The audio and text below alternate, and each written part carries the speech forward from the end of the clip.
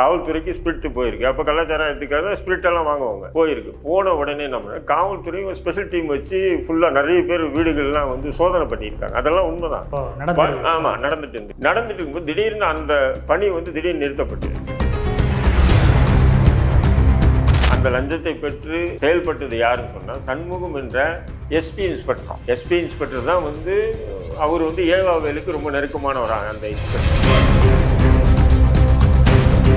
ஒரு சதவீதம் இல்லை, 100 விழுக்காடு சொல்கிறேன். காவல்துறையும் அரசியல்வாதிகளினுடைய ஆசீர்வாதம் இல்லைன்னா கள்ளச்சாராயமெல்லாம் விற்பனையே செய்ய முடியாது. அப்போ ஏற்கனவே 30க்கும் மேற்பட்ட முறை வந்து இதே கள்ளச்சாராயம் காசன வழக்கில் கைது செய்யப்பட்டு விடுதலையாக இருந்த நபரை இவங்க கண்காணிக்காமல் விட்டது ஏன்? அப்போ கண்காணிச்சும் கூட அவர் அந்த சாராய வியாபாரம் பண்ணட்டும், நமக்கு மாமூல் வந்தால் போதும்னு சொல்லி அமைதியாக இருந்தது யார்?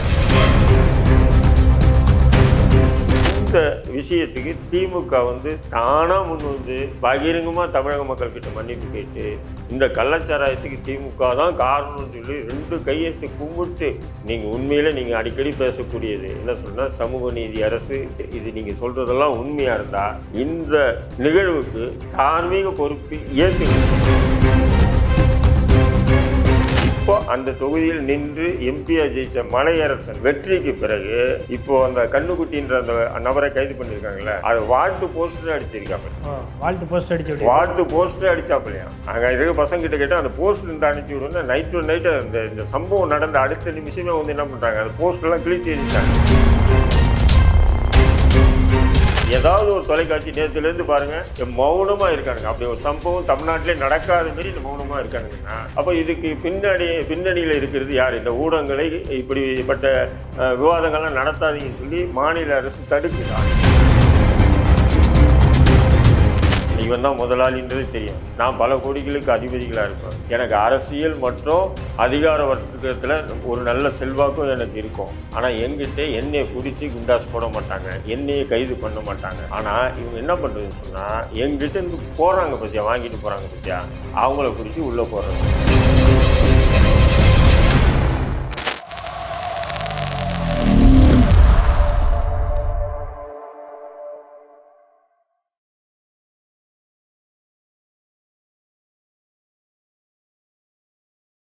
ஐத்தமிழ் நேயர்களுக்கு வணக்கம். இன்றைய நேர்காணலில் நம்மோடு இணைந்திருப்பவர் இந்திய தேசிய கட்சியின் தலைவர் திரு தடா ரஹீம் அவர்கள். அவரிடம் நடப்பு அரசியல் குறித்து விவாதிக்கலாம். வணக்கம் சார். வாங்க. எப்படி இருக்கீங்க? நல்லா இருக்கேன்.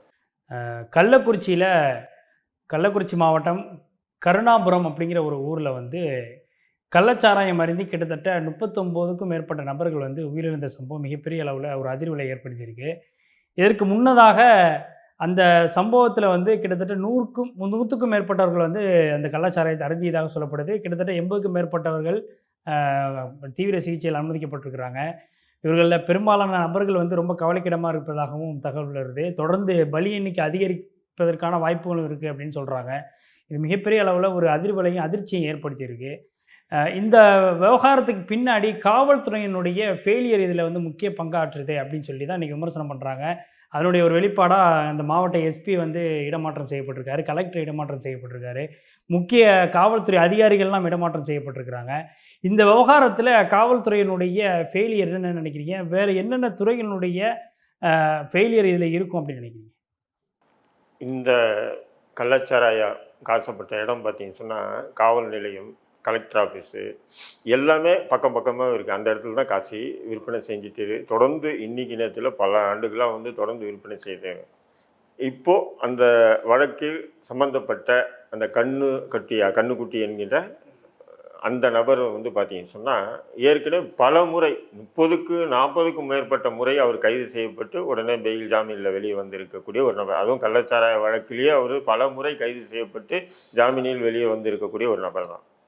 இந்த விஷயத்தை நம்ம பார்க்கும்போது இதுக்கு தமிழக அரசும் தமிழக காவல்துறையும் தொடர்ந்து நடந்துக்கிட்ட விதத்தை பார்த்தீங்கன்னா ஒரு விசித்திரமாக இருக்குது. ஏன்னு சொன்னால் தமிழக முதல்வராக பொறுப்பேற்ற உடனே வந்து பார்த்திங்கன்னா 2023 விழுப்புரம் மாவட்டம் மரக்காணத்தில் அந்த மீனவ குப்பத்தில் வந்து இது போன்ற 20க்கும் மேற்பட்டவர்கள் இறந்தாங்க கள்ளச்சாராயம் குடிச்சு. அந்த நேரத்தில் வந்து டிஜிபியாக இருந்த சைலேந்திர பாபு வந்து ப்ரெஸ் மீட்டை சந்தித்து என்ன சொன்னார்னா, கள்ளச்சாராயம் சாப்பிட்டு இறந்துட்டதா ஒரு பொய்யான தகவலை நீங்கள் வந்து பரப்புரை செய்யாதீங்க. இது வந்து மெத்தனால் குடிச்சு செத்துருக்காங்க. அதாவது அந்த ஊடகங்களெல்லாம் அவர்கிட்ட மெத்தனால் வந்து எப்படி கிடைச்சிது அவங்களுக்கு, அதுவும் வந்து ஒரு தடுக்கப்பட்ட ஒரு பொருள் தானே அப்படின்னு ஒரு கேள்வி எழுப்புல விட்டாச்சு. சொல்லிவிட்டு அவரே அடுத்த நிமிஷமே என்ன சொல்கிறாருன்னா, 1922 போன வருஷம் வந்து பார்த்தீங்கன்னு சொன்னால் 55,000 வழக்கு பதிவு செய்யப்பட்டிருக்கு. ஒரு 50,000 பேருக்கு மேலே கைது செய்யப்பட்டு விடுதலையாக இருக்காங்க. ஒரு 680 பேர் வந்து குண்டர் சட்டத்திலே நாங்கள் கைது பண்ணியிருக்கோம். ஒரு 2800 பேரல் கள்ளச்சாராயத்தை நாங்கள் அழிச்சு ஒழிச்சிருக்கோம். அவரே சொல்கிற கள்ளச்சாராயம் இல்லை, கள்ளச்சாராயம்னு பொய்யான தகவலை பரப்பாதீங்கன்னு சொல்லி அப்போவும் திமுக ஆட்சி தானே சொல்கிறாரு. சொல்லிவிட்டு அவரே இவ்வளோ விஷயத்தையுமே சொல்லிட்டுனாரு. சொல்லிவிட்டு அதன் பிற்பாடு வந்து பார்த்தீங்கன்னு சொன்னால் முதல்வர் அந்தந்த குடும்பத்துக்கு 10 லட்ச ரூபாய் நிவாரண நிதி கூட வழங்கினாங்க. அப்போது தமிழக அரசுக்கு பொறுத்தவரையிலும் இந்த கள்ளச்சாராய மரணம் என்பது புதுசு இல்லை. ஏற்கனவே ஒரு தடவை அவங்க அடிபட்டிருக்காங்கன்னும் போது அதுலேருந்து சமீபத்தில் அதான் ஒரு வருடத்துக்குள்ள அப்போ அடிபட்டிருக்காங்கன்னும் போது அந்த ஒரு தடவை அடிபட்ட பிறகாச்சும் வந்து அவங்க திருந்தி அவங்க வந்து இது போன்ற விஷயங்களை தீவிரமாக கண்காணிச்சுருந்தா இந்த நிகழ்வு நடந்திருக்காரு. இப்போது அங்கே பகுதியில் இருக்கக்கூடிய மக்களை என்ன சொல்கிறாங்கன்னு சொன்னீங்கன்னா, கள்ளக்குறிச்சி மக்களை சுமாராக ஒரு 2-3 டன்னு ஸ்பிரிட்டு வந்து பாண்டிச்சேரியிலேருந்து இறக்குமதி ஆகிருக்கு கள்ளக்குறிச்சிக்கு அப்படின்ற தகவல் காவல்துறைக்கு போயிருக்கு. காவல்துறைக்கு ஸ்பிரிட்டு போயிருக்கு. அப்போ கலாச்சாரத்துக்காக ஸ்பிரிட்டெல்லாம் வாங்குவாங்க.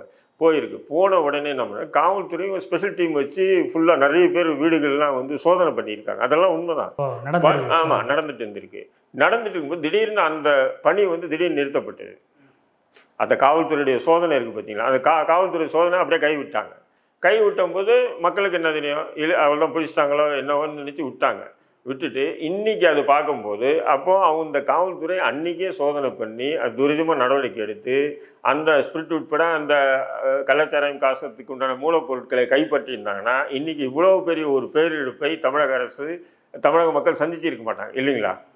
அப்போ இவங்க என்ன பண்ணுறாங்கன்னா அந்த இடத்த சர்வசாதாரணமாக விட்டுட்டாங்க. அப்போது அந்த காவல்துறையை தடுத்தது யார் என்ற கேள்வி தான் இங்கே வருது. இல்லை யார் தடுத்திருப்பான்னு நினைக்கிறீங்க? இல்லை அதற்கு பின்னாடி ஒரு அரசியல் பின்புலம் இருக்குது அப்படின்னு எடுத்துக்கலாம். அதெல்லாம் மாற்று கருத்து இல்லைங்க. அரசியல் பின்புலமும் காவல்துறையினுடைய ஆசீர்வாதமும் இல்லாமல் கள்ளச்சாராயம் விற்பனையே செய்ய முடியாது. 1% இல்லை, 100 விழுக்காடு சொல்கிறேன். காவல்துறையும் அரசியல்வாதிகளினுடைய ஆசீர்வாதம் இல்லைன்னா கள்ளச்சாராயமெல்லாம் விற்பனையே செய்ய முடியாது. ஏன்னு சொன்னால் இப்போ சென்னை போன்ற நகரம் இல்லை, கிராமம். அது ஒரு கள்ளக்குறிச்சின்றது ஒரு விதமான ஒரு சிட்டியாக இருந்தாலும் ஒரு கிராமம் மாதிரி தான். அங்கே வந்து எத்தனை பேர் சாராயம் குடிக்கிறவங்க முதல் கொண்டு உளவுத்துறைக்கு தெரியும். சாராயம் குடிக்கிறவனே தெரியணும் போது கள்ளச்சாராயம் காசுறவனே தெரியாதா? இப்போ கள்ளச்சாராயம் காசுறவனே எல்லாமே தெரியும். அப்போ ஏற்கனவே பொதுக்கு மேற்பட்ட முறை வந்து இதே கள்ளச்சாராயம் காசின வழக்கில் கைது செய்யப்பட்டு விடுதலையாக இருந்த நபரை இவங்க கண்காணிக்காமல் விட்டது ஏன்? அப்போ கண்காணிச்சும் கூட அவர் அந்த சாராய வியாபாரம் பண்ணட்டும், நமக்கு மாமூல் வந்தால் போதும்னு சொல்லி அமைதியாக இருந்தது யார்? இப்படி பல கேள்விகள் அடிக்கிட்டே போகலாம். இப்போ காவல்துறை தான் இதுக்கு காரணம்னு சொல்லிட்டு என்ன பண்ணுறாங்க, அங்கே இருக்கக்கூடிய எஸ்பியை மாற்றுறாங்க, அப்புறம் அங்கே இன்ஸ்பெக்டர் எல்லாருமே மாற்றுறாங்க. ஆனால் இதுக்கு மூளையாக அந்த லஞ்சத்தை பெற்று செயல்பட்டது யாருன்னு சொன்னால் சண்முகம் என்ற எஸ்பி இன்ஸ்பெக்டர். எஸ்பி இன்ஸ்பெக்டர் தான் வந்து அவர் வந்து ஏவாவேலுக்கு ரொம்ப நெருக்கமானவராங்க. அந்த இன்ஸ்பெக்டர் ஆக்சுவலாக எஸ்பி வந்து நார்த் இந்தியன். அவர் சின்ன வயசு டைரெக்டாக ஐபிஎஸ் முடிச்சுட்டு வந்தாங்க. அவங்களுக்கு தெரியாது. எஸ்பி எப்போவுமே ஒரு மாவட்டத்துக்கு எஸ்பி இருப்பாங்க. எஸ்பி கீழே வந்து எஸ்பி இன்ஸ்பெக்டர்னு ஒருத்தர் இருப்பார். அந்த எஸ்பி இன்ஸ்பெக்டர் வந்து எதுக்கு வைப்பாங்கன்னு சொன்னால் அந்த லோக்கல் விஷயங்கள் எல்லா ஸ்டேஷனு, டிஎஸ்பி, இன்ஸ்பெக்டர்கள், மற்ற காவலர்களுடைய பணியை பற்றி அவர்கிட்ட கேட்டு தான் தெரிஞ்சுக்குவாங்க. எஸ்பி வந்து தெரிஞ்சுக்குவார். எஸ்பி இன்ஸ்பெக்டர் போஸ்டிங் என்பது ரொம்ப முக்கியமான போஸ்டிங் அது, புரியுதுங்களா? அப்போ அந்த எஸ்பி இன்ஸ்பெக்டர் மூலிமா தான் இந்த கள்ளச்சாராயமே காசப்பட்டதாக நிறைய அங்கேருந்து தகவல்கள் வருது. அந்த எஸ்பி இன்ஸ்பெக்டர் தான் இப்போ முழு உடந்தையாக இருந்திருக்காரு. ஆனால் இப்போ தமிழக முதல்வர் என்ன பண்ணாங்கன்னா எஸ்பியை ட்ரான்ஸ்ஃபர் பண்ணிட்டாங்க. அப்புறம் அங்கே இருக்க இன்ஸ்பெக்டர், ஏடு, எஸ்ஐன்னு சொல்லிட்டு நிறைய பேரை வந்து இது பண்ணியிருக்காங்க, சஸ்பெண்ட் பண்ணி வச்சுருக்காங்க. ட்ரான்ஸ்ஃபர் கூட இல்லை, சஸ்பெண்ட் தான் பண்ணி வச்சுருக்காங்க. அப்போது இந்த இடத்துல வந்து காசப்படுது. அப்போ இது வந்து விற்பனை இன்றைக்கி நேரத்தில் பல நாட்களாக நடந்துட்டு வருது. இப்போ சாதாரணமாக ஒரு திருட்டு வழக்கில் ஒருத்தர் போயிட்டு வெளியே வந்துட்டானா கூட அவனை காவல்துறை அவனை விரட்டிகிட்டே இருக்கும். அதேமாதிரி ஒரு கொலை கேஸில் உள்ளே போயிட்டு வந்துட்டானா அவன் எங்கே இருக்கான், என்ன பண்ணுறான், கண்காணிச்சுட்டே இருப்பாங்க. இப்போ எங்களை போன்ற நபர்கள் ஒரு வழக்கில் போயிட்டு வந்தோன்னு பல நாள் கண்காணிக்கப்பட்டோம், புரியுதுங்களா? அப்படி இருக்கும்போது இந்த கள்ளச்சாராய விஷயத்துலயும் கண்காணிக்காம இருந்திருக்க மாட்டாங்க காவல்துறை. ஏன்னா உளவுத்துறை இதுல முக்கிய பங்கு ஆற்றி இல்ல இருப்பாங்க. அதுக்கு ஒரு விங்கே இருக்குங்க. அதாவது சாராயம் இது வந்து விஷயம்னு பார்த்தீங்கன்னா, மது ஒழிப்புத்துறைன்னு ஒரு தனி ஒரு பிரிவே வச்சிருக்கு காவல்துறையில. எஸ்பி ரேங்க்ல ஒரு பிரிவே இருக்கு. லோக்கல் போலீஸ் இல்லாம அவங்களுக்கு ஒரு தனி விங்கே இருக்கு. அந்த தனி விங்கு வந்து அவங்களுக்கு வந்து டாப் டு பாட்டம் அவங்க கண்காணித்து அவன் என்ன திருந்திட்டானா இல்லை மறுபடியும் விற்பனை பண்ணுறானா. அப்போ மறுபடியும் விற்பனை பண்ணுறான்னா நிச்சயம் வந்து ஏதோ ஒரு அரசியல்வாதியினுடைய தூண்டுதல் இல்லாமல் வாய்ப்பே இல்லாமல் இப்போ அந்த தொகுதியில் நின்று எம்பியாக ஜெயித்த மலையரசன் வெற்றிக்கு பிறகு இப்போ அந்த கண்ணுக்குட்டின்ற அந்த நபரை கைது பண்ணியிருக்காங்கல்ல, அது வாழ்த்து போஸ்டர் அடிச்சிருக்காப்ப. வாழ்த்து போஸ்டர் அடிச்சாப்பில்லையா. அங்கே இருக்க பசங்கிட்ட கேட்டால் அந்த போஸ்டர் இருந்து அனுப்பிச்சி விடுன்னா நைட்டு இந்த சம்பவம் நடந்த அடுத்த நிமிஷமே வந்து என்ன பண்ணுறாங்க, அந்த போஸ்டர்லாம் கிழிச்சு எழுதிட்டாங்க. புரியுதுங்களா?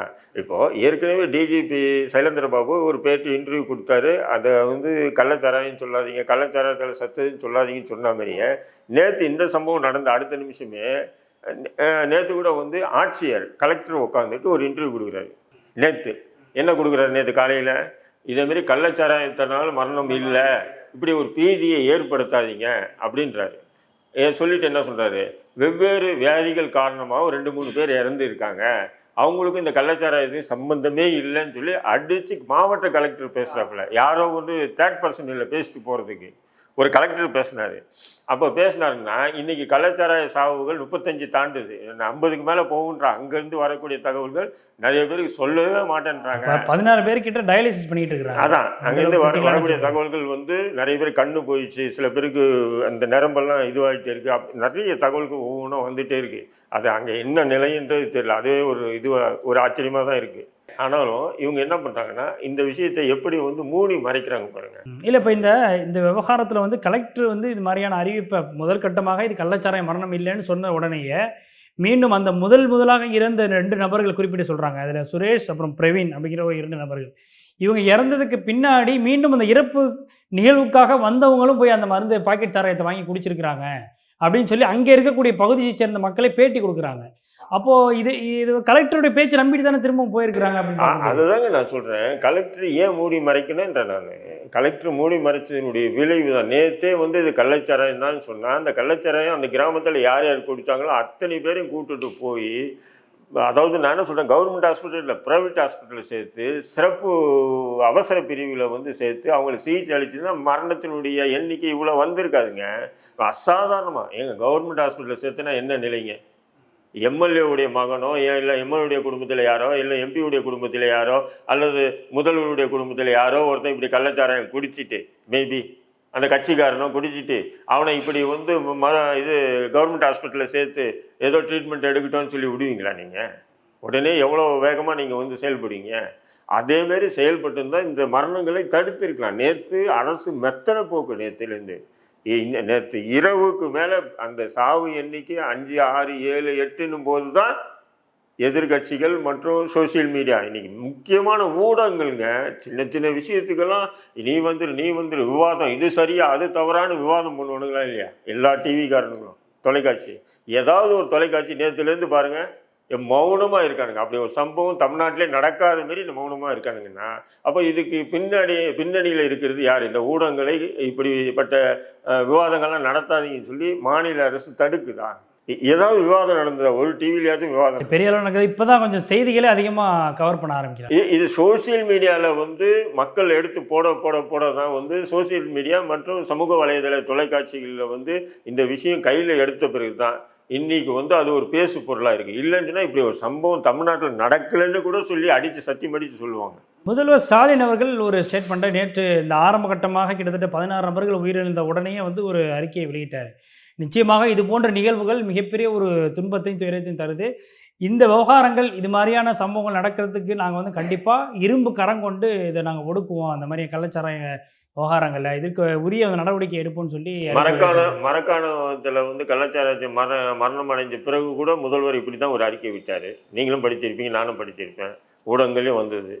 அதன் பிறகு தானே இந்த நிகழ்வு நடந்திருக்கு. மரக்காணம் விவகாரத்திலே வந்து இவங்க சரியான பாடம் படிக்கலை அப்படின்னு நினைக்கிறீங்களா? மறக்கான விஷயத்துக்கு பிறகு வந்து திமுக அரசு அந்த மது ஒழிப்பு பிரிவு காவல்துறையை வந்து அதுக்கு ஒரு சிறப்பு அதிகாரிகளை போட்டு உளவுத்துறையை வந்து துரிதமாக கண்காணிக்க வச்சுருந்தா மிகப்பெரிய ஒரு இழப்பை தடுத்திருக்கலாங்க. இப்போ மன்னர்கள் காலத்தில் வந்து பார்த்தீங்கன்னா மன்னர்கள் வந்து உட்காந்துருப்பாங்க, அவங்க ஒற்றர்களை அனுப்புவாங்க. ஒற்றர்கள் போய் தான் என்னென்ன நடக்குது, கிராம ஊரில் என்ன நடக்குது, எதிரி படை என்ன பண்ணுறான், மக்கள் நம்மளை பற்றி என்ன பேசுகிறான், மக்களுக்கு எதிராக யார் யார் என்னென்ன செய்கிறான், ஒற்றர்கள் வந்து தகவல் சொல்லுவாங்க மன்னருக்கு. அப்புறம் மக்களாட்சி வந்த பிறகு என்ன வந்துச்சு, இன்டெலிஜென்ஸ் என்கின்ற உளவுத்துறை. இந்த உளவுத்துறை வந்து பார்த்திங்கன்னா ஒரு குக்கிராமத்தில் பார்த்தீங்கன்னா கூட இருக்கும். எல்லா இடத்துலையும் பரவலாக காவல்துறையில் வந்து இன்றைக்கி வந்து ஒரு 10,000 பேர் காவலர்கள் இருக்காங்கன்னா அதில் குறைஞ்சது ஒரு 2,000 பேர் உளவுத்துறையில் இருப்பாங்க. அந்த உளவுத்துறையில் இருக்கக்கூடிய காவலர்கள் எல்லா தகவல்களையும் அவங்க வந்து சாராயம் விற்கிறது யார், கஞ்சா விற்கிறது யார், பவுடர் விற்கிறது யார், மாத்திரை விற்கிறது யார், புரியுதுங்களா, இது எல்லாமே கண்காணிப்பாங்க. கண்காணிச்சுட்டு தான் அது இன்டெலிஜென்ஸு தலைமைக்கு வரும். தலைமை மூலிமா தினந்தோறும் வந்து ஒரு எஸ்பி ரேங்க் உள்ள எஸ்எஸ்பின்னு அதுக்கு ஒரு எஸ்பி ரேங்க் உள்ள ஒரு அதிகாரி தினந்தோறும் முதல்வரை போய் சந்திப்பார். சந்திச்சுட்டு தமிழ்நாடு முழுக்க நடக்கக்கூடிய தகவல்களை அவர்கிட்ட கொடுப்பாங்க. கொடுத்து அவர் படித்து பார்த்துட்டு தான் அவர் வெளியவே கிளம்புவார். டெய்லி எஸ்எஸ்பி வந்து சந்திச்சு தான் முதல்வரே வெளியே போவார். இது வந்து புரோட்டோகால்னு சொல்லுவாங்க, காவல்துறையில் ஒரு புரோட்டோகால். எஸ்எஸ்பி உடைய ஃபிங்கர் பிரிண்டில் வச்சுருப்பார். தமிழ்நாட்டில் எங்கே என்ன நடக்குதுன்றது முதல்வர். ஏன்னா திடீர்னு முதல்வர்கிட்ட யாருன்னா கேள்வி கேட்டால் அவர் பதில் சொல்ல முடியாமல் திணறுங்க, அதுக்காக எஸ்எஸ்பின்றது. அவ்வளோ தகவல்கள்.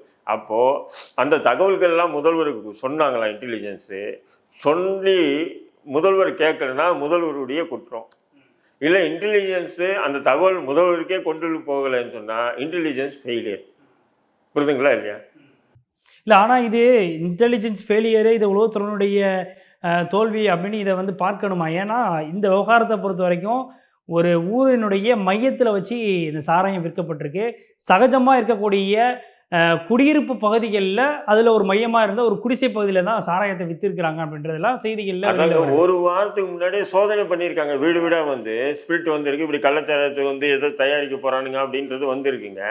அப்போது அந்த ஸ்பெஷல் டீம் வந்து துரிதமாக அவங்க வந்து சோதனை பண்ணிட்டு இருக்கும்போது அவங்களை திடீர்னு தடுத்து நிறுத்தப்படுறாங்கன்னும் போது அப்போ ஏதோ ஒரு சக்தி இருக்குது இல்லையா, அது ஆளுங்கட்சியாக தான் இருக்கும். காவல்துறையினுடைய கைகள் கட்டப்பட்டிருக்கு அப்படிங்கிறீங்க? பெரும்பாலும் அப்படிதான். இப்போ எப்படின்னு சொன்னீங்கன்னா, இப்போ இந்த எஸ்பி எல்லாம் சஸ்பெண்ட் பண்ணியிருக்காங்க. சின்ன வயசு பையன் தான். பார்த்தீங்கன்னு சொன்னால் அவருக்கெல்லாம் வந்து நேரடி அவங்கெல்லாம் வந்து டைரெக்டாக ஐபிஎஸ் ஆகிட்டு வராங்க பார்த்தீங்களா. அதுவும் சின்ன அவங்க வந்து இந்த பணத்துக்கு ஆசைப்பட மாட்டாங்க. பேர் வாங்கணும், நல்ல செயல் பண்ணணும், திறமையசாலின்ற ஒரு ஒரு நமக்கு ஒரு கிரேடு வரணுன்றதுக்காக தான் செயல்படுவாங்க. அந்த மாதிரி செயல்பட்ட நபர்கள் தான். இருந்தாலும் இந்த அடிக்கிற அலையில் அவன் பேரும் முதல் ஆளில் வந்து அவனையும் சஸ்பெண்ட் பண்ணுறாங்க. ஆனால் அதுக்கு முழு மூல காரணம் யாருன்னா எஸ்பி இன்ஸ்பெக்டர். எஸ்பி கூடவே இருக்கக்கூடிய ஒரு எஸ்பி இன்ஸ்பெக்டர், அவர் பேர் சண்முகமா. அவர் தான் வந்து இது எல்லா லிங்க்கும் வச்சுக்கிட்டு சில விஷயங்கள் எப்படின்னா ஸ்டேஷன் இன்ஸ்பெக்டருக்கு எஸ்பி இன்ஸ்பெக்டர் பேசுகிறேன், அது வேணாம் சார் விட்டுருங்க அப்படின்னா விட்டுருவாங்க. ஏன்னா எஸ்பி கூட இருக்காப்புல, எஸ்பி சொல்லியிருப்பாப்புல அப்படின்னு நினச்சிக்குவாங்க. அதுதான் எஸ்பி இன்ஸ்பெக்டர்ன்றது ஒரு முக்கியமான போஸ்டிங். அது வந்து யாருடைய ரெக்கமெண்டேஷனில் வந்துருக்கு, ஏவா வேலுவுடைய ரெக்கமெண்டேஷனில் அவர் இருக்காராம். அதனால தான் அத்தனை பேர் மேலேயும் நடவடிக்கை எடுத்தாங்க. ஆனால் எஸ்பி இன்ஸ்பெக்டர் மேலே இன்ன வரையும் நடவடிக்கை எடுக்கலையா? இப்போ எஸ்பி இன்ஸ்பெக்டர் மேலே இப்போ நடவடிக்கை எடுக்கல.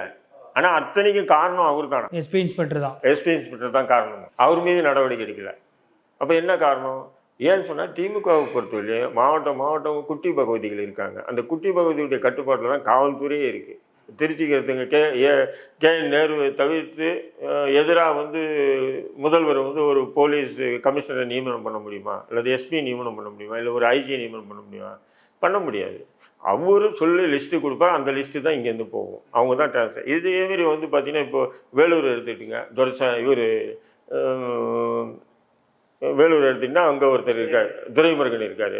இப்போ விழுப்புரம் எடுத்திங்கன்னா பொன்முடி, திண்டுக்கல் எடுத்திங்கன்னா இப்போ பெரியசாமி. இப்படி தமிழ்நாடு முழுக்க அங்கங்கே ஒரு குட்டி பகுதிகள் இருக்காங்க திமுகவில் அமைச்சரவையில். அவங்க என்ன பண்ணுறாங்க, அவங்க போடக்கூடிய நபர்கள் தான் எஸ்பியாக இருக்கணும், இன்ஸ்பெக்டராக இருக்கணும், டிஎஸ்பியாக இருக்கணும். அவங்கக்கிட்ட தான் ரெக்கமெண்டேஷனுக்கே அவங்க போகிறாங்க. எனக்கு இந்த ஸ்டேஷனில் வேணும் சார், எனக்கு எப்படியாவது வாங்கி கொடுங்கன்னு சொல்லி அவங்ககிட்ட தான் அந்த காவல்துறையும் போகிறாங்க. அவங்க அதை போட்டுட்டு அவங்களுடைய கட்டுப்பாட்டில் அவங்க வச்சுக்கிறாங்கன்னும் போது அப்போ அவங்க சாராயம் விற்கிற விஷயம் அந்த ஸ்பிரிட்டு பாண்டிச்சேரியிலேருந்து வந்ததுன்றாங்க. வீடு வீடாக சோதனை பண்ணீங்க, ஏன் அதை தடுத்து நிறுத்தப்பட்டது? யார் தடுத்து நிறுத்தினதுன்னு சொன்னால் திமுகவினுடைய முக்கியமான நபர்கள் தடுத்து நிறுத்தியிருக்காங்க. அதனால அது கைவிடப்பட்டது. காவல்துறை எப்போவுமே வந்து இந்த மாதிரி விஷயங்களை சாதாரணமாக விடாது. புரியுதுங்களா? அவங்க நடவடிக்கை எடுக்க தான் செய்வாங்க. எடுக்கும்போது தடுத்தாங்கன்னா என்ன பண்ணுவாங்க அவங்க? ஆனா இன்னைக்கு ஒட்டுமொத்த பேரும் யாருன்னா காவல்துறை தான் அப்படின்றாங்க. இது அரசுன்னு சொல்லி அரசியல்வாதி காவல்துறை லஞ்சம் வாங்கிட்டு தான் பண்றாங்கன்னு சொல்லி அங்க உள்ளவங்க குற்றம் சாட்டுறாங்க. அங்க லோக்கல் மக்களும் வச்சு குற்றம் சாட்டுறாங்க. ஆமாங்க. நீங்க இப்போ ஒண்ணும் இல்லைங்க. ஒரு ஏரியாவுக்கு போய் பாருங்க நீங்க. நல்ல அதாவது ஒரு சமூக பார்வையோடு, நல்ல சிந்தனையோடு, அங்க போதைப் பொருள் விற்பனை பண்ணக்கூடாது. போதைப் பொருட்களை யாரும் இளைஞர்கள் பயன்படுத்தக்கூடாது. ஒரு 10, 20 பசங்க இருப்பானுங்க எல்லா ஏரியாலயும். இருக்காங்களா இல்லையா?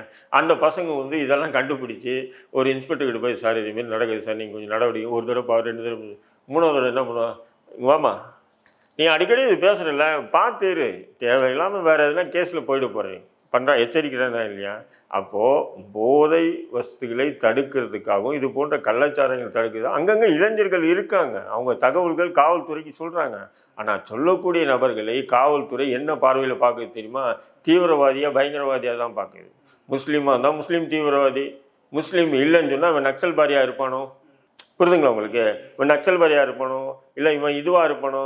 இல்லை அவன் இதுவா? இப்படி தான் காவல்துறை பார்க்குது. என்னடா நமக்கு தகவல் சொல்கிறாங்க, இங்கே இது நடக்கக்கூடிய விஷயங்களை நாம் இது நடவடிக்கை எடுத்தால் நல்லது. யார் செய்கிறா? அதேமாரி யாருமே செய்யறதில்லை. அது போன்ற இளைஞர்கள் தான் வந்து கண்காணிக்கப்படுறாங்க. அது போன்ற இளைஞர்கள் மீது தான் 110 என்கின்ற ஒரு செக்ஷனை போட்டு அடக்குறாங்க. அது போன்ற இளைஞர்கள் தான் எச்எஸ் போடுறாங்க. இது தொடர்ந்து நடந்துட்டு வருது தமிழ்நாட்டில். இல்ல இப்ப இந்த விவகாரத்துல வந்து முக்கியமா இது ரொம்ப சீரியஸான ஒரு விஷயமா தான் பார்க்கப்படுது. இங்க உயிரிழந்த அத்தனை நபர்களும் வந்து அன்றாடம் கூலி வேலைக்கு போகக்கூடியவங்க, மூட்டை தூக்குறவங்க, இது மாதிரியான நபர்கள் தான் வந்து இப்ப இறந்திருக்கிறாங்க. ஏன்னா பெரும்பாலும் இங்க அட்மிட் ஆகி சிகிச்சை பெற்று வர்றவங்களும் அது மாதிரியான ஒரு சூழ்நிலை தான் இருக்கிறாங்க. இன்னும் ஒரு படி மேல கள்ளச்சாராயம் ரொம்ப மலிவான விலைக்கு கிடைக்குது அப்படிங்கிறதுனால வாங்கி குடிச்சிருக்கிறாங்கன்றத தான் அங்க உள்ள மக்கள் சொல்றாங்க. இன்னொரு பக்கம் இதை நார்மலைஸ் பண்ணுறதுக்கான வேலைகளும் வந்து நடந்துகிட்டு இருக்கு. ஏன்னா ரொம்ப சகஜமாயிருச்சு. ஊருக்குள்ளேயே வந்து சில பெண்களும் இதில் உயிரிழந்திருக்கிறாங்க. அது ரொம்ப வேதனையான ஒரு விஷயம். ஏன்னா அந்த அளவுக்கு வந்து ரொம்ப ஃப்ரெண்ட்லியாக இந்த விஷயத்தை அணுகுறாங்களா, ஒரு நல்லது கெட்டதுக்கெலாம் இதை சாராயம் குடிப்பது மாதிரியான ஒரு சூழல் உருவாகி இருக்கு அப்படின்றத பார்க்க முடியுதுல்ல. இப்போ இதற்கு மூல காரணம் இந்த சாராய வியாபாரிகளினுடைய இந்த ஆதிக்கம் தான். அங்கே யாரும் ஒரு வேளை அதுக்கு எதிர்ப்பு தெரிவித்து பேசினா கூட அவங்கள மிரட்டுறது, கொலை மிரட்டல் விடுக்கிறது, காவல்துறை நடவடிக்கை எடுக்க வந்தாலும் கூட அதை எடுக்க விடாமல் தடுக்கிறது, இது மாதிரியான விஷயங்கள்லாம் பண்ணிக்கிட்டு இருந்துருக்குறாங்க. அதாவதுமா மெயின் வந்து பார்த்தீங்கன்னா, இந்த கள்ளச்சாராயம் காசுறாங்க பார்த்தீங்களா, முதலாளிகள் எப்பவுமே கைது செய்யப்படுறதே இல்லை. கள்ளச்சாராயத்துக்கு முதலாளி. நான் வந்து ஒரு 10 பேரை நியமனம் பண்ணி அந்தந்த இடத்துக்கு நியமனம் பண்ணுறேன். புரியுதுங்களா? நியமனம் பண்ணி அவங்ககிட்ட வந்து இதுக்கு இந்த கள்ளச்சாராயம் தயாரிக்கக்கூடிய அந்த மூலப்பொருட்களை கொடுக்குறேன். ஸ்பிரிட்டு அது இதுன்னு சொல்லி கொடுக்குறேன். நீ எதுவுமே நீ இங்கே போய் காசு, நீ எதுவுமே இங்கே காசு, நீ எங்கே எடுத்து காசு. அப்போ நான் யாருன்றது காவல்துறைக்கு நல்லாவே தெரியும். இவன் தான் முதலாளின்றது தெரியும். நான் பல கோடிகளுக்கு அதிபதிகளாக இருப்பேன். எனக்கு அரசியல் மற்றும் அதிகார வர்க்கத்தில் ஒரு நல்ல செல்வாக்கும் எனக்கு இருக்கும். ஆனால் என்கிட்ட என்னையை பிடிச்சி குண்டாஸ் போட மாட்டாங்க, என்னையை கைது பண்ண மாட்டாங்க. ஆனால் இவங்க என்ன பண்ணுறதுன்னு சொன்னால், எங்கிட்டேருந்து போகிறாங்க பார்த்தியா, வாங்கிட்டு போகிறாங்க பார்த்தியா, அவங்கள பிடிச்சி உள்ளே போடுறது.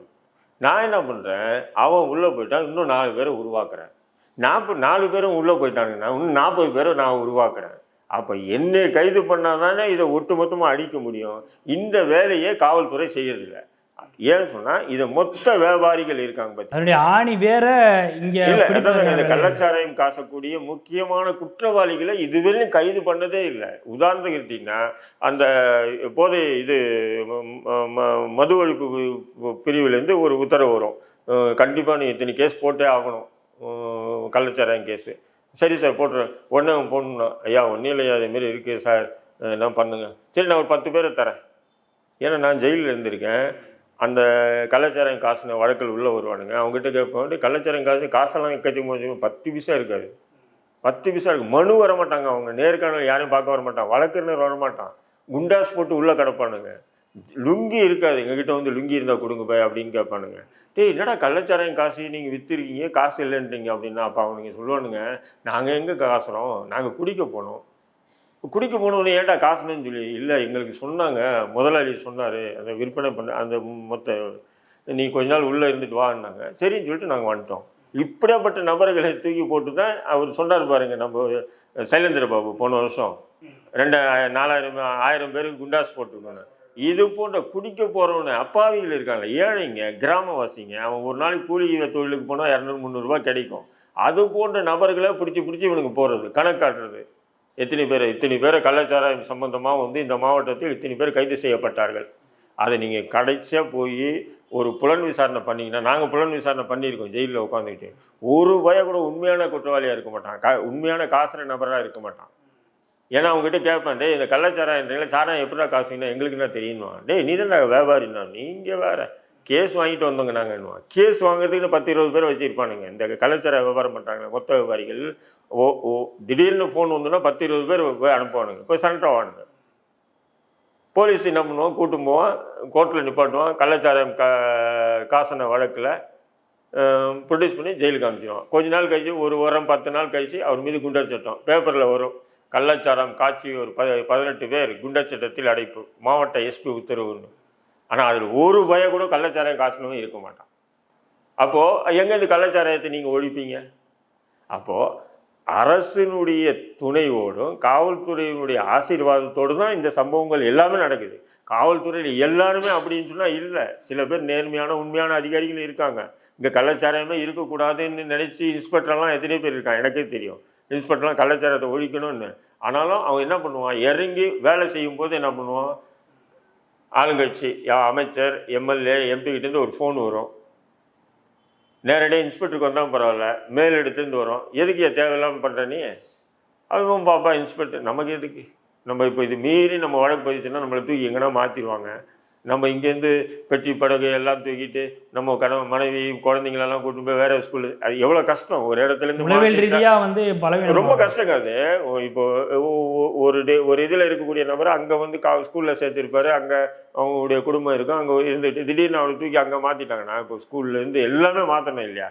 இல்லைன்னு சொன்னால் இங்கே ஒரு குடும்பம் அங்கே ஒரு குடும்பம் இருக்குன்னா அவர் அங்கே டியூட்டி பண்ணிட்டு இங்கே வரணும், ரொம்ப கஷ்டமாயிடும். இப்போ இந்த மாதிரி சிரமங்களை உள்வாங்கிட்டு தான் நம்ம காவல்துறை கூட அந்த உயர் அதிகாரிகள் வட்டம் வந்து அதிகாரிகள் வராங்க சொல்கிறாங்க பார்த்தீங்களா, அது கட்டுப்பட்டுறாங்க. இதுக்கு என்ன பண்ணணும்னா, இப்போ சஸ்பெண்ட் பண்ணாரு பார்த்தீங்க முதல்வர், சஸ்பெண்ட் பண்ணக்கூடாது, வேலையிலேருந்து நீக்கணும் இவங்களை. இந்த தகவல் தமிழ்நாடு முழுக்க இருக்கக்கூடிய காவல்துறைக்கு போகணும். அதுக்கப்புறம் எவனோ ஃபோன் பண்ணுவான்ல, யோ அந்த விஷயத்தை விட்டுட்டுனா வைடாக போனேன்னுவான். ஏன்னா டியூட்டி ஒரு இன்ஸ்பெக்டருங்க சாதாரணமாக இன்றைக்கி இன்ஸ்பெக்டரெல்லாம் ஆகணும்னு அவ்வளோ காசு இல்லை. 50 லட்ச ரூபா வச்சு தான் எஸ்ஐ ஆக முடியும். அவன் எவ்வளோ கஷ்டப்பட்டு இன்ஸ்பெக்டர் ஆகிருக்கான், புரியுதுங்களா? அப்படியாப்பட்ட நபர் அவனுக்கு யூனிஃபார்ம் டியூட்டி போகுது, அவனுக்கு சம்பளம் இல்லைன்னு சொன்னால், அரசு ஊழியர் இல்லைன்னு சொன்னால் அவனுக்கு எவ்வளோ கோவம் வரும். மற்றவங்க பார்த்து எப்படி பயப்படுவான்? இன்னொரு இடத்துல கள்ளச்சாராயம் விற்பனை நடக்குமா, போதை வசதி விற்பனை நடக்குமா? எதுவுமே நடக்காது, கடுமையாக இருப்பான். உயர் அதிகாரி ஃபோன் பண்ணால் வைடா போனேன்னுவான். வைங்க சாருன்னு சொல்ல மாட்டான், வைடா ஃபோனு, நான் வீட்டுக்கு போகணுமா நீ சொல்கிறதுக்கு, நீ வேணா வா எழுதி கொடு, ரிட்டர்ன்ஸில் கொடு, ஓரலாக பேசாதேன்னுவான். தைரியமாக பேசுவானுங்க. 5 பேர் வீட்டுக்கு. இது போல் ஒரு 5 பேர் 10 பேரை பணியிலேருந்து நீக்கணுன்றேன். காவல்துறை பதவிக்கு நீங்கள் லாயக்கு இல்லைன்னு நீக்கணுங்கன்றேன். நீக்கினா மற்றவன் இது ஸ்டடி ஆகிடுவான், பயந்துருவான். அப்படி வாங்கிட்டு இருக்கிறவங்க கூட பயந்துருவான். இல்லைப்பா, இல்லை ட்ரான்ஸ்ஃபர் நீங்கள் சொல்கிற மாதிரி தான், ட்ரான்ஸ்ஃபரு சஸ்பென்ஷனு இதுதான் தொடர்ந்து பண்ணிக்கிட்டு இருக்கிறாங்க. காலம் ஒன்றுமே பலன் இல்லைம்மா. அது இப்போ இந்த ட்ரான்ஸ்ஃபரும் பண்ணுறாங்கல்ல, ஒரு 3 மாதம் இது சஸ்பெண்ட் பண்ணுறாங்கல்ல, 3 மாதம் தான், அதுக்கப்புறம் டியூட்டி ஜாயின் பண்ணுறாங்க. இந்த பல்வீர் சிங்குன்னு இருந்தாங்க, என்ன ஆச்சு, சஸ்பெண்ட்னா மறுபடியும் ஜாயின் பண்ணிட்டாப்புல இல்லை டியூட்டி. இது சஸ்பெண்ட் எல்லாம் நம்மளை இது அரசு நம்மளை ஏமாற்றக்கூடிய ஒரு ஏமாற்று வேலை தான். அது சஸ்பெண்டே பண்ணக்கூடாது. அவங்க சஸ்பெண்ட் பண்ணுவாங்க, அதுக்கப்புறம் அவங்க எதுனா ஒரு அமைச்சரை பிடிச்சி அந்த சஸ்பெண்டை ரத்து பண்ணிவிட்டு அவன் பாட்டுங்க டியூட்டியில் ஜாயின் பண்ணிட்டு மறுபடியும் இந்த வேலை தான் செய்ய போகிறாங்க. நான் சொல்கிறேன், இவங்க செஞ்சாங்களோ இல்லையா, ஒரு 4 பேரை பலியிடுங்கன்ற. தமிழ்நாடு இனி இது போன்ற மரணங்களை தடுக்கணுன்றதுக்காக 4 காவல்துறையை பலியிடுங்க. பலியிடுங்கன்னா பணி நீக்கம் பண்ண சொல்கிறீங்க. பணி நீக்கம் செஞ்சால் தான் பலி தான். பலின்னா நீங்கள் வேறு பலின்னு சொல்லி நரபலின்னு சொல்லிட்டு போயிட்டீங்களா? பலிகடா வாக்குங்கன்னு சொல்கிறீங்க. பலிகடா வாக்குங்கன்றேன். பலிகடா ஆக்குனான்னா அப்போ மற்ற காவல்துறை பயப்படுவாங்க. உயர் அதிகாரிகளோ அமைச்சர்களோ எம்எல்ஏக்களோ அவங்க ரெக்கமெண்டேஷன் போனாங்கன்னா நாக்கப்படுங்கிற மாதிரி கேள்விகளை கேட்பாங்க. நிறைய காவல்துறை நிறைய அதிகாரிகள் இப்படியெல்லாம் செய்யணும்னு இருக்கானுங்க. நேர்மையாக உண்மையாக இருக்கணும்னு நினைக்கிறான். அவன்லாம் நெஞ்சு நிமித்திட்டு டியூட்டி பார்ப்பான். என்ன சொல்கிறீங்க, எவ்வளோ இருந்தாலும் வைடாக போனோன்னுவான். அது சினிமாவில் நடக்கிற மாதிரியே நடக்கும். அதை விட்டுட்டு நாங்கள் சஸ்பெண்ட் பண்ணோன்னா அவனுக்கு தெரியும், ஜாலியாக இருப்பாங்க. 3 மாதம் வெக்கேஷன் மாதிரி ஆயிடும். 3 மாதம் சம்பளமும் வரும் இல்லை, வெக்கேஷன் மாரி தான் நீங்கள் சொன்ன மாரி. டூர் பொண்டாட்டி பிள்ளைங்களை கூப்பிட்டு எங்கன்னா ஊருக்கு போய்டும், அவ்வளோதான் முடிஞ்சு. நம்ம தான் இங்கே உட்காந்து சஸ்பெண்ட்னா ஏதோ ஒரு பெரிய விஷயம். சஸ்பெண்டாலாம் ஒரு பெரிய விஷயமே இல்லை. என்னென்னா ப்ரொமோஷன் ஆகும்போது அவங்களுக்கு கொஞ்சம் சிக்கல் வரும். அதுக்குள்ளே இவங்க என்ன பண்ணுவாங்க, டியூட்டியில் ஜாயின் பண்ணிட்டு அது சம்மந்தப்பட்ட அதிகாரியை பிடிச்சி அந்த சஸ்பெண்ட் ஆனதுக்கு உண்டான அந்த ரெக்கார்டில் இருக்கிறத அழிச்சிடுவானுங்க. அழிச்சிட்டு வந்துடும். ஏன்னா ப்ரொமோஷனில் தான் கொஞ்சம் சிக்கல். இந்த மாதிரி சஸ்பெண்ட், ஒரு சஸ்பெண்ட், 2 சஸ்பென்ஷன் வந்து ப்ரொமோஷனில் சிக்கல் வரும். அந்த சிக்கலை இவங்க என்ன பண்ணுவாங்க, டியூட்டி ஜாயின் பண்ணோன்னா அதை உண்டான மூடி மறைக்க உண்டான வேலைகளை செஞ்சிடுவாங்க. செஞ்சு மறுபடியும் ஜாலியாக இருக்க போகிறாங்க. ஆனால் நான் என்ன சொல்கிறேன், பணியிடம் நீக்கம் செய்யணும். அப்போ நீக்கம் செஞ்சது தான் இன்னொரு காவல்துறை இந்த மாவட்டத்தை விட்டுருங்க, ஒட்டுமொத்த தமிழ்நாடு முழுக்க காவல்துறை கண்ணும் கருத்தும் வேலை செய்வான். யாருடைய ரெக்கமெண்டேஷனும் ஏற்றுக்க மாட்டான், போயான்னு சொல்லுவான். அதை விட்டுட்டு இன்றைக்கும் அது மட்டும் இல்லாமல் இந்த விஷயத்துக்கு திமுக வந்து தானாக முன் வந்து பகிரங்கமாக தமிழக மக்கள்கிட்ட மன்னிப்பு கேட்டு இந்த கள்ளச்சாராயத்துக்கு திமுக தான் காரணம்னு சொல்லி 2 கையெழுத்து கும்பிட்டு, நீங்கள் உண்மையில் நீங்கள் அடிக்கடி பேசக்கூடியது என்ன சொல்லுன்னா, சமூக நீதி அரசு, விடியல் அரசு, இது நீங்கள் சொல்கிறதெல்லாம் உண்மையாக இருந்தால் இந்த நிகழ்வுக்கு தார்மீக பொறுப்பு ஏற்றுக்கணும். நீங்கள் வந்து ராஜினாமா பண்ணுங்கன்னு சொல்ல, நான் அது எதிர்கட்சி சொல்லுவாங்க ராஜினாமா, எடப்பாடி பழனிசாமி சொல்கிறாரு, எதிர்கட்சி சொல்லுவாங்க, எல்லாருமே சொல்லுவாங்க. இன்னைக்கு கூட ஹேஷ்டாகவே நடந்துட்டு இருக்கு இல்லையா, ரிசைன் ஸ்டாலின்ட்டு. அது நம்ம சொன்னாலும் நீங்கள் செஞ்சுட்டு வீட்டில் போய் உட்கார போகிறது இல்லை. அதை விட நீங்கள் வந்து இந்த இது வெளியே 35-40 பேர்கிட்ட இறந்துருக்காங்க. அரசு முழு பொறுப்பு ஏற்கணும் அப்படின்னு சொல்லி அரசு முழு பொறுப்பு ஏற்றுக்கணுன்ற, நான் ஏற்றுக்கிட்டு அவங்களுக்கு நிவாரண தொகை வந்து எப்படி நீங்கள் வந்து மரக்கான விஷயத்துக்கு ஆளுக்கு 10 லட்ச ரூபா கொடுத்தீங்களோ அதேமாரி வந்து இதுக்கும் வந்து கொடுக்கணும். கொடுத்துட்டு இனியும் வந்து இது போன்ற நிகழ்வுகள் நடக்காமல் நாங்கள் பார்த்துக்கிறோன்னு சொல்லி தமிழக மக்களுக்கு உத்தரவாதம் கொடுக்கணும். இல்லைன்னு சொன்னால் நிச்சயம் இது வந்து மக்கள் மத்தியில் மிகப்பெரிய ஒரு வெறுப்புக்கு திமுக ஆளாயிடுச்சுன்றது தான் நீங்கள் பார்க்கணும். இல்லை, இப்போ இந்த கள்ளக்குறிச்சி விவகாரத்தை போன்று நீங்கள் ஏற்கனவே மரக்கான விவகாரம் நடந்து 1 வருஷம் கூட ஆகலை, கிட்டத்தட்ட 1 வருடத்துக்குள்ளே தான் இருக்கும். இந்த விஷயத்துலையும் வந்து சரியான முறையில் நடவடிக்கை கடந்த முறை அதை ஒரு பாடமாக கற்பித்து எடுத்து. இன்னொரு விஷயமும் இதில் நான் எனக்கு தோணுது என்ன சொன்னால், தொடர்ந்து வந்து மது விலக்கு கொண்டு வாங்கன்னு சொல்கிறாங்க, மது கடைகளை மூடுங்கன்னு சொல்கிறாங்க. அதனால் 2வது வந்து தமிழக அரசு வந்து அடுத்த ஆண்டுக்கு மது விற்பனையை வந்து அதிகரிக்கணும்னு சொல்லிட்டு ஒரு ஸ்கீமை போட்டிருக்காங்களாம். இந்த காரணங்களுக்காக பாருங்கள், கள்ளச்சாராயம் குடித்தா செத்து போயிடுற, நீ போய் மதுக்கடையில் போய் மதுவை குடின்னு சொல்லி மதுக்கு, அதாவது டாஸ்மார்க்குடைய விளம்பரத்துக்காக பலியிடப்பட்ட நபர்களாக இவர்கள் அப்படின்ற ஒரு கவலையும் எனக்கு இருக்குது. ஏன்னா அரசியலில் சூழ்ச்சிகள் எதோனா செய்வாங்க, புரியுதுங்களா, அரசியல் சூழ்ச்சி எதோனா செய்வாங்க. இல்லை, மெத்தனால் கலந்துருக்குன்னு சொல்கிறாங்கல்ல. இப்போ இத்தனை நாட்களாக வந்து இந்த விற்பனை, மது விற்பனை நடந்திருக்கு, கள்ளச்சாராய விற்பனை நடந்திருக்கு. ஆனால் இத்தனை நாட்கள் இந்தளவுக்கு ஒரு உயிரிழப்பு அப்படின்றது நடந்த மாதிரியான செய்திகள் வரல, அந்த கள்ளக்குறிச்சி பகுதியிலேயே சொல்கிறேன். ஆனால் இப்போது வந்து இதில் இந்த விவகாரம் வந்து கிட்டத்தட்ட 50 பேருக்கு மேலே இந்த ரொம்ப சீரியஸான கண்டிஷனில் இருக்கிறாங்க, உயிரிழப்பு சம்பவங்கள் நடந்திருக்கு. அப்படிங்கிறப்போ இதில் மெத்தனால் கலந்துருக்கு அப்படின்ற மாதிரி தானே முருகட்டமாக சொல்கிறாங்க. இப்போ இவ்வளோ நாள் கலக்காமல் கலந்துருக்காங்களா? நான் என்ன சொன்னேன், காவல்துறைக்கு தெரியுமா தெரியாதுன்னு தெரியல. அந்த கள்ளச்சாராயம் காசுது, ஸ்பிரிட்டு, பேட்ரி இருக்குது பார்த்தீங்களா, பேட்ரியினுடைய அந்த உள்ளே இருக்கக்கூடிய அது கழிவுகள், அப்புறம் வந்து பார்த்திங்கன்னா மெத்தனால், இது போன்ற விஷயங்கள் எல்லாம் போட்டு தான் சாராயமே காசுறானுங்க. ஏதோ சாராயம் என்பது பழைச்சாரம் இல்லை உதிர் சாரை வந்து காசி அதை வந்து கள்ளச்சாராயமாக விற்கிறாங்கன்றது இல்லை. இது காவல்துறைக்கு தெரியாதா? ஏதோ வந்து ஒவ்வொரு நேரத்துலையும் வந்து இது மெத்தனால் கலந்துச்சு அதனால தான் செத்தாங்க, இது கலந்துச்சு அதனால தான். நான் தான் கேட்குறேன், அது கலக்கிறது அது விற்கிற அளவுக்கு, அது கள்ளச்சாரம்னு தெரிஞ்சது இல்லையா, அது கலந்து அது விற்கிற அளவுக்கு காவல்துறை கை கட்டி வாய்ப்பற்றி இருந்தது காரணம் என்ன? அப்போது திமுக அரசினுடைய மிகப்பெரிய தோல்வியை தான் நீங்கள் பார்க்க முடியும். திமுக அரசினுடைய தோல்வி இல்லாமல் வேறு என்ன? காவல்துறை யாருடைய கட்டுப்பாட்டில் இருக்குது? முதல்வருடைய கட்டுப்பாட்டில் இருக்குது. அப்போ காவல்துறை செயலிழந்து இருக்குதுன்னு சொன்னால் அதுக்கு முதல்வர் தான் பொறுப்பு ஏற்கணும். வேறு யார் பொறுப்பேற்க முடியும்? எடப்பாடியா பொறுப்பேற்க முடியும்? சீமானா பொறுப்பேற்க முடியும்? இல்லை அண்ணாமலை பொறுப்பேற்க முடியும்? நீங்கள் இருக்க முடியுமா? நான் இருக்க முடியுமா? யாருமே இருக்க முடியாது. காவல்துறைக்கு வந்து தலைமை பொறுப்பில் இருக்கிற முதல்வர் தான் பொறுப்பு இருக்கணும். அப்போ காவல்துறையுடைய தவறு மட்டும் அப்படின்னு தட்டி கழிக்க முடியாது. இதில் அரசியல் கட்சிகளுடைய அந்த இப்போ புலன் விசாரணைன்னு சொல்கிறாங்க, என்ன பண்ணுவாங்க இவங்க? என்ன ஸ்ரீமதி வழக்கில் என்ன நடந்தது? லோக்கல் போலீஸ் என்ன சொல்லிச்சா அதுதான் போஸ்ட்மார்ட்டம் ரிப்போர்ட்டு, யார் இது போஸ்ட்மார்ட்டம் ரிப்போர்ட்டே வந்தது. மருத்துவ ஆய்வறிக்கை வந்து அந்த மருத்துவ ஆய்வறிக்கை பார்த்து தான் நீதிமன்றமே ஓகே பண்ணிச்சு. அப்போ எல்லாம் செயின் லிங்காக இல்லையா? இப்போ நீங்கள் வந்து சிபிசிடி வச்சா மட்டும்தான் அவங்கன்னா 2 3 மூலையாக இருக்குது. அவங்களுக்கு இதுதானே காவல்துறை தானே. இவங்க என்ன விசாரித்தாங்களோ அதை அப்படியே கொண்டு போய் அப்படியே முடிச்சுட்டு போயிட்டே இருப்பான். இப்போதைக்கு சிபிசிடிக்கு மாற்றிருக்கு. ஆனால் இது தீர்வு கிடைக்காது அப்படிங்கிறீங்க. இல்லைன்ற நான் தீர்வே கிடைக்காது. தீர்வு கிடைக்கணும்னா ஒரு 5-10 போலீஸ்காரரை பணியிடை நீக்கம் செய்யணும். தவறான தகவல் கொடுத்த அந்த கலெக்டர் இருக்கான் பார்த்தீங்களா, அதாவது ஆட்சியார், ஏன்னா இது வந்து கள்ளச்சாராயமே இல்லை, வெவ்வேறு வகையான நோய்கள் காரணமாக இறந்தாங்கன்னு சொல்லிட்டு தவறான தகவல் மக்களுக்கு கொடுத்தாருல்ல, அவனெல்லாம் பதவி நீக்கணும்னு சொல்கிறேன். அவனெல்லாம் வந்து கலெக்டர் இருக்கிறதுக்கு தகுதி இல்லாத நபர்.